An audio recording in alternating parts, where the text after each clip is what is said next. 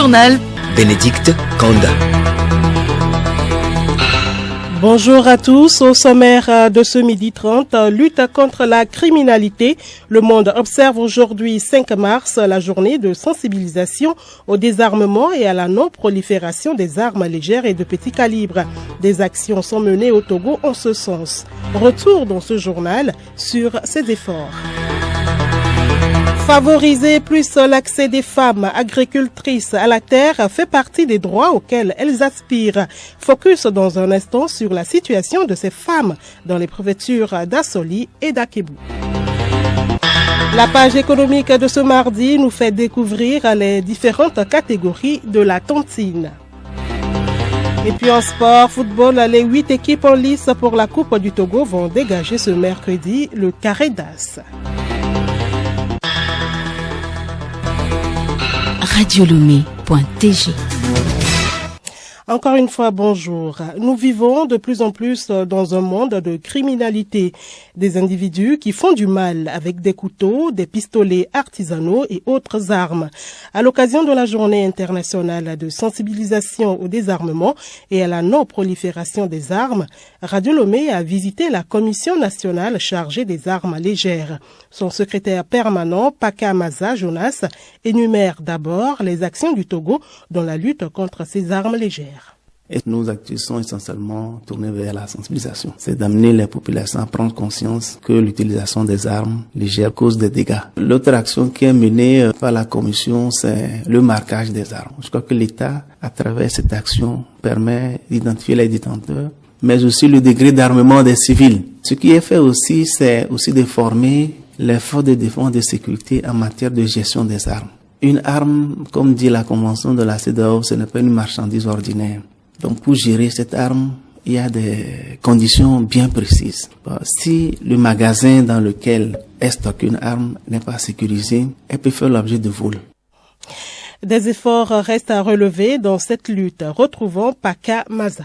Nous avons envie de faire ce qu'on appelle une cartographie des forgerons. On se rend compte que la plupart de nos forgerons qui normalement fabriquent des dabas, des coupe, ainsi de suite, il y en a qui savent fabriquer les armes. Mais au niveau de la commission, nous n'avons pas une idée exacte de ceux-là qui sont à même de le faire. Donc nous avons envie une cartographie à travers une étude. Et là, on saura quels sont ceux qui on fabrique, à qui c'est vendu ou destiné. Nous sommes en train de projeter une activité au courant ce mois de mars avant le début de la campagne électorale afin de rencontrer la population, certains acteurs, notamment les religieux, les chefs religieux, les chefs traditionnels, les représentants des partis politiques, les acteurs de développement, notamment les CVD, les CDQ, les comités locaux de paix et les structures de l'extrémisme violent dans les cantons afin qu'ensemble on puisse conjuguer nos efforts et aller à une élection apaisée. La lutte contre les armes légères et de petit calibre est une affaire de tous. La page économique, nous la pratiquons souvent une fois dans notre vie. La tontine, c'est une autre forme d'épargne qui garantit la sécurité financière à ses participants. Il en existe 3 catégories, à savoir la tontine commerciale, la tontine financière et la tontine mutuelle. C'est celle-ci qui meuble la page de ce mardi. Elle est la plus pratiquée par toutes les couches socio-professionnelles. Léontine Atogima. La tontine mutuelle s'organise entre des personnes qui se connaissent, notamment entre collègues, entre membres d'un groupement ou d'une association. Cette épargne informelle a permis à bon nombre de ces pratiquants de réaliser leurs projets. Quelques témoignages. La tontine, je suis un habitué. Je suis dans un groupe où on cotise 1500 francs par jour et après 3 mois, tu as une nouvelle moto. Je fais tontine. Actuellement, je suis sous un prêt avec une microfinance de la place et je paie mon prêt par tontine. Je suis couturière. J'ai fait la tontine qui m'a permis d'acheter les machines à coudre. Quand je voulais passer le permis de conduire, c'est aussi l'argent de la tontine qui m'a permis de pouvoir le faire. La tontine est bon quand les gens sont responsables. mais dans d'autres groupes, ce sont des problèmes. Je suis Zedman. Avant de connaître la tontine, je faisais SPEA.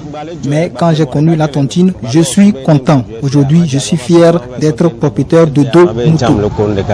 Bien qu'elle soit avantageuse, la tontine mutuelle n'est pas sans risque. Entre autres risques, le non-respect de la cotisation, le retard dans la perception des fonds, pire, la disparition du premier responsable de la tontine avec les fonds. Et Léontine Atogima, dans ce cas, que prévoient les tests? Pour la gestion des conflits entre membres d'une même tontine, il est recommandé que le groupe dispose d'un règlement intérieur. C'est ce dernier qui permettra à la partie lésée de saisir la justice. C'est l'explication d'un officier de police judiciaire. De plus, l'Organisation pour l'harmonisation en Afrique du droit des affaires OHADA recommande la réglementation de ce secteur afin de faciliter la gestion et la constitution des groupements. Il est question aussi pour les tontines d'offrir des garanties solidaires à leurs membres et surtout de contrôler le flux financier généré. En attendant, prudence et vigilance pour ceux qui pratiquent la tontine, qu'elle soit mutuelle, commerciale ou financière. Merci à vous, Léontine Atogima. Et dans le domaine agricole, les tontines aident également les femmes. Elles sont nombreuses à embrasser la terre. Elles espèrent plus d'accès à la terre grâce aux sensibilisations dans le cadre du 8 mars. L'exemple des femmes dans les préfectures d'Assoli et d'Akebu avec Odette Pira. À Assoli, la coopérative Koftrapat fait aussi face aux problèmes de terre et de financement. Ces femmes financent leurs activités grâce aux tontines internes à leur coopérative. Elles sont au nombre de 25 dans le groupement et cultivent, entre autres, le soja, le maïs et l'anacarde. Ati Achabitré, présidente de la dite coopérative. Nous, les membres de la coopérative Koftrapat, nous avons cotisé. Quand on fait des réunions, on fait 3 clés. C'est quoi 3 clés?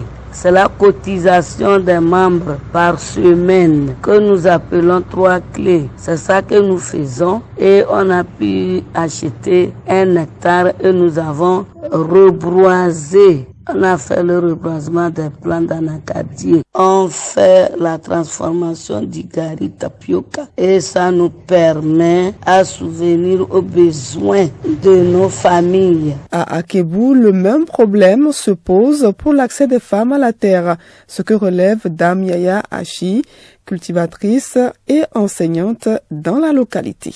Nous femmes à Akebu surtout, dans notre localité, nous avons des inquiétudes concernant les problèmes du terrain. Quand tu te maries, les garçons t'écartent carrément des biens devant papa. Nous voulons travailler la terre parce que nous n'avons rien à faire ici. Là où nous sommes des paysans. Ils ne veulent pas nous céder de la place. Il y a d'autres femmes, ils ont des terrains, mais il n'y a pas les moyens. Si tu veux travailler, par quel moyen avec tes mères là, tu ne peux pas. L'accès de la femme à la terre reste donc un grand défi à relever. Odette Pira, la suite de ce journal, c'est un constat. Nous avons perdu l'habitude de nous envoyer des lettres manuscrites. Ceci au profit des messages électroniques de communication qui demandent l'utilisation de claviers et d'écrans de téléphone portable ou d'ordinateur. Pourquoi avons-nous perdu cette habitude d'écrire des lettres? La question a été posée au docteur Anoumou Amekoudi, enseignant, chercheur à l'université de Lomé. Il est l'invité de la rédaction. Rendez-vous vers la fin du journal. L'hebdomadaire La Dépêche a été suspendu par la Haute Autorité de l'Audiovisuel et de la Communication HAC.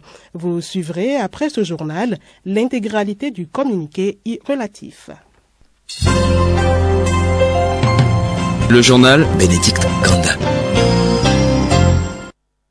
Actualité hors du Togo, au Sénégal, une proposition de loi d'amnistie doit être examinée ce mardi par une commission technique avant son examen en plénière par l'Assemblée nationale demain mercredi. Selon le projet, seront concernées par cette amnistie toutes les personnes accusées de crimes commis entre le 1er février 2021 et le 25 février 2024, arrêtées dans le cadre de manifestations ou pour des motivations politiques que leurs auteurs mineurs ait été jugé ou non. Pour le président Macky Sall, cette loi doit servir à pacifier l'espace public sénégalais. Ce projet de loi suscite des contestations au sein des associations de défense des droits de l'homme. À Madagascar, la compagnie d'eau et d'électricité est de nouveau plongée dans une nouvelle affaire de corruption. Le Bureau indépendant anticorruption a révélé l'existence d'un système de détournement de fonds impliquant plusieurs hauts responsables de l'entreprise. Ces pratiques auraient permis de détourner plusieurs milliards alors que les usagers subissent les délestages et coupures d'eau incessantes. Présidentielle américaine, des millions d'Américains sont appelés ce mardi aux urnes dans 15 États dans le cadre des primaires républicaines et démocrates. Le Super Tuesday est un rendez-vous incontournable de la politique américaine.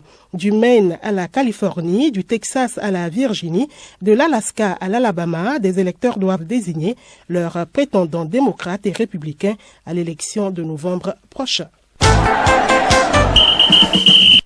Sport, football, la Coupe du Togo, les quarts de finale commencent demain mercredi. Milek Agbokou. Bikenchi de Bassar affronte ASK de la Kosa à Sokoré. Atakpame va accueillir AS Otier et Arsenal de Kara. Aneho sera le point d'attraction du duel Gomido Entente 2. Puis jeudi, Dito aura fort à faire devant Asco de Kara.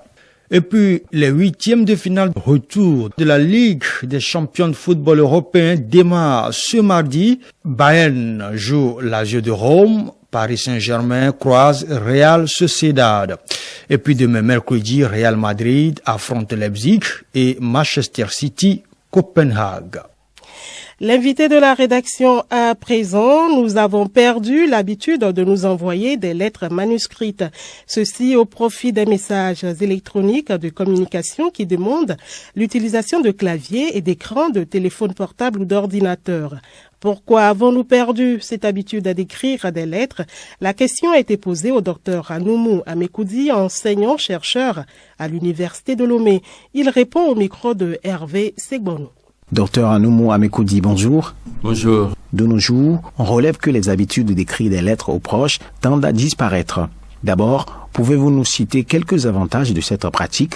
Les lettres créent des liens, elles permettent de dire ce qu'on a sur le cœur, elles permettent d'extérioriser nos pensées, elles permettent de créer ou bien d'extérioriser des sentiments, elles permettent également de s'introduire sans qu'on le veuille dans la vie de l'autre. Les lettres aussi nous permettent de voyager dans le temps, hein. Les lettres nous font revivre le passé, hein. Les lettres sont également des sources historiques. Les avantages qu'on a avec les lettres également, c'est que c'est des documents qu'on peut retrouver. C'est des documents, si on ne les a pas perdus en tout cas, je peux résumer en disant que les lettres créent des liens. Selon vous, qu'est-ce qui peut expliquer ce manque d'intérêt aujourd'hui pour les lettres? Écrire quand même une lettre, c'est quand même du travail, hein. C'est du travail, il faut s'asseoir, il faut aussi posséder la grammaire, il faut posséder la bonne orthographe parce que on n'a pas envie quand même d'envoyer une lettre à sa femme, à sa fille, à ses parents, à ses amis et y laisser des fautes qu'on ne pourra pas, entre guillemets, enlever parce que c'est écrit au stylo à l'époque en tout cas.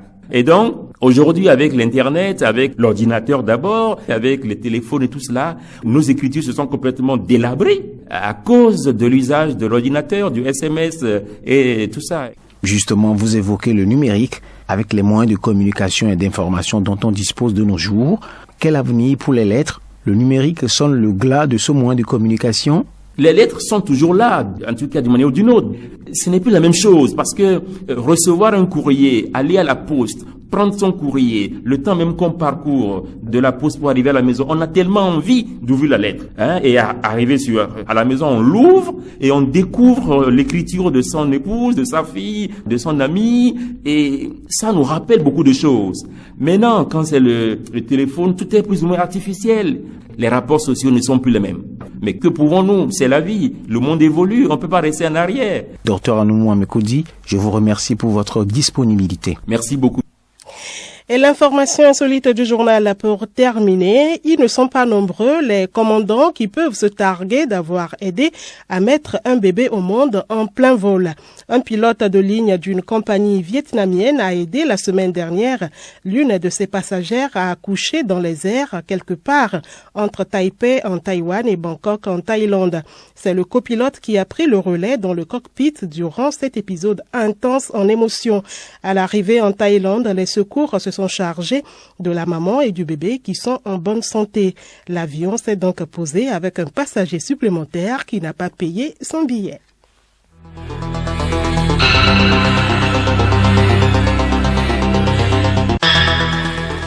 Madame, Monsieur, voilà, c'est la fin de ce journal. Merci de l'avoir suivi. Il a été question de la lutte contre la criminalité. Le monde observe aujourd'hui 5 mars la journée de sensibilisation au désarmement et à la non-prolifération des armes légères et de petit calibre. Des actions sont menées au Togo en ce sens. Favoriser plus l'accès des femmes agricultrices à la terre fait partie des droits auxquels elles aspirent. Nous avons suivi dans ce journal la situation des femmes dans les préfectures d'Assoli et d'Akebou.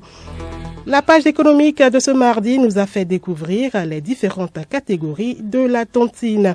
Et puis en sport football, les 8 équipes en lice pour la Coupe du Togo vont dégager demain mercredi le carré d'as. Comme annoncé dans le journal, voici l'intégralité du communiqué de la Haute Autorité de l'Audiovisuel et de la Communication HAC. Il porte sur la suspension de l'hebdomadaire La Dépêche. Présentation Angèle Ontonji. Considérant que dans sa parution numéro 1185 du 28 février 2024, l'hebdomadaire La Dépêche a publié à sa une ainsi qu'aux pages 2, 3 et 4 un article intitulé « L'assassinat crapuleux du colonel Madulba et si le général Félix Kadanga Abalo était le capitaine Dreyfus du Togo ». Considérant qu'à la suite de cette publication, le service de monitoring de la HAC a le 28 février 2024 dressé un rapport relevant que cet article viole gravement les règles de déontologie et d'éthique de la profession de journaliste, les dispositions du Code de la presse et de communication, ainsi que celles de la loi organique relative à la Haute Autorité de l'audiovisuel et de la communication. Considérant que la Haute Autorité de l'audiovisuel et de la communication HAC a, suivant correspondance, datée du 29 février 2024, invité le directeur de publication de l'hebdomadaire La Dépêche, M. Apollinaire Mewene-Messé, à une séance d'audition le vendredi 1er mars 2024 en vue d'échanger sur le contenu de cet article. Considérant qu'au cours de l'audition, l'intéressé en guise de preuve des affirmations contenues dans l'article publié dans son journal le 28 février 2024 a présenté un tract, un document non signé ni daté qui selon lui serait une lettre à titre posthume dont Feu Abdou Assouman, ancien président de la Cour constitutionnelle de son vivant, serait l'auteur. Considérant qu'à part cette affirmation péremptoire, le directeur de publication de l'hebdomadaire La Dépêche n'a fourni à la HAC aucun indice à même de convaincre de l'authenticité de la prétendue lettre à titre posthume de Feu Abdou Assouman. Considérant que ce faisant, le contenu de ce tract, cette supposée lettre à titre posthume, apparaît à tout égard comme mensonger, de sorte que l'hebdomadaire La Dépêche, en s'appropriant son contenu pour le publier dans ses colonnes, sans prendre la précaution d'en vérifier les attitudes et en étant incapable de justifier son authenticité, même au cours de son audition par la HAC, contrevient aux règles qui régissent la profession de journalisme et salit la mémoire du défunt. Considérant qu'au cours de la même audition du 1er mars 2024, d'autres manquements professionnels graves de la part de l'hebdomadaire La Dépêche dans la publication de l'article paru dans sa publication du 28 février 2024 ont été révélés, notamment l'incitation à la haine tribale, l'appel à l'affrontement ethnique entre officiers dans l'armée, l'incitation à la révolte populaire, ainsi que les insinuations sans fondement. Considérant que le journal La Dépêche n'a apporté aucune preuve pour étayer le caractère avéré de ces allégations et insinuations, qui n'a non plus donné les raisons qui pouvaient justifier son appel à l'affrontement entre des ethnies qui vivent en symbiose, que seule l'ambition de déstabiliser la République par une mise à mal de la cohabitation pacifique entre les diverses entités de son peuple peut justifier la démarche de l'hebdomadaire La Dépêche. Qu'il s'agit d'une violation manifeste des règles professionnelles de déontologie et d'éthique, notamment de l'article 12 du Code de déontologie des journalistes, l'article 35 du Code de la presse et de la communication, ainsi que des dispositions de la loi organique relative à la RAC. Considérant que le journal La Dépêche est coutumier des manquements aux règles de déontologie et d'éthique journalistique, que déjà le 9 novembre 2020, le directeur de publication de l'hebdomadaire La Dépêche avait été auditionné à la suite d'un article publié dans le numéro 1025 de son journal intitulé « Madame Dogbé est sectaire et tribaliste ». Que le 29 mai 2023, le directeur de publication de l'hebdomadaire La Dépêche avait été auditionné une seconde fois à la suite d'un autre article publié dans le numéro 1147 du 24 mai 2023 de son journal intitulé « L'Onato, la nuit des longs couteaux se poursuit ». Considérant que les manquements du journal La Dépêche ont été rappelés à chacune de ces auditions ci-dessus rappelées, que toutefois, aucune disposition n'a été prise par le journal pour remédier à la violation des dispositions légales, la publication de l'article du 28 février 2024 étant une preuve manifeste de la réaffirmation d'une volonté assumée de violer la loi. Considérant que les violations relevées dans la publication du 28 février 2024 et dans celle du 24 mai 2023 de l'hebdomadaire La Dépêche constituent des récidives, la publication du 9 novembre 2020 a déjà suscité la réaction de la RAC pour inviter le journal au respect de la loi. Considérant que la pratique du journalisme doit se faire dans le respect de la loi, en conséquence et en application des dispositions de l'article 65 de la loi organique numéro 2021-031 du 6 décembre 2021, modifiant la loi organique numéro 2018-029 du 10 décembre 2018 relative à la haute autorité de l'audiovisuel et de la communication RAC, la RAC, après en avoir délibéré en sa séance plénière du vendredi 1er mars 2024, décide. Article 1er, la suspension de parution pour une durée de 3 mois de l'hebdomadaire La Dépêche à compter de la date de notification de la présente décision au dit hebdomadaire. Article 2. La présente décision sera notifiée au directeur de la publication de l'hebdomadaire La Dépêche. Article 3. La présente décision sera publiée au journal officiel de la République togolaise. Radio Lomé, boîte postale 434, email radiolomé@radiolomé.tg. radiolomé.tg